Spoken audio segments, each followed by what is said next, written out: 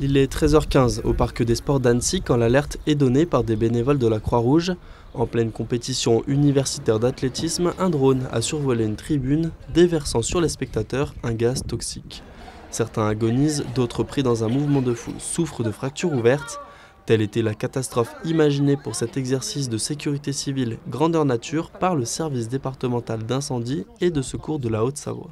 L'arme chimique, ça fait partie des scénarios sur lesquels on s'entraîne, comme tous les scénarios finalement, puisque c'est notre travail aussi, c'est notre ADN de devoir s'entraîner à l'éventail de tout ce qui peut survenir, ni plus ni moins. Il se trouve qu'avec les échéances qui approchent, notamment les Jeux Olympiques, c'est une problématique qui est particulièrement prégnante et qu'on prend en compte.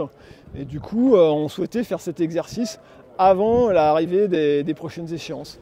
Visant à tester le dispositif de coordination face à une attaque de grande ampleur, les différents services d'intervention ont fait face aux contraintes du lieu et aux spécificités d'une attaque chimique.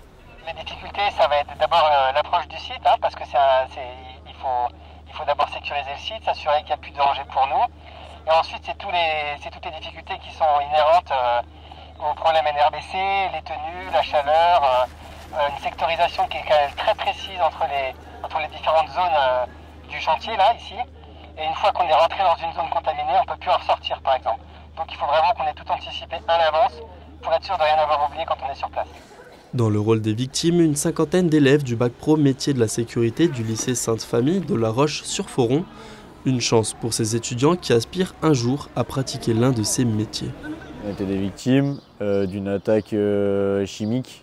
Et donc il y avait des personnes touchées, d'autres non. Moi, j'avais rien de spécial, à part choqué, parce que mentalement c'est compliqué. Déjà c'est intéressant parce qu'on voit comment ils travaillent, tous les services. Dans ma classe, il y en a beaucoup qui veulent être pompiers, au SAMU, gendarmes.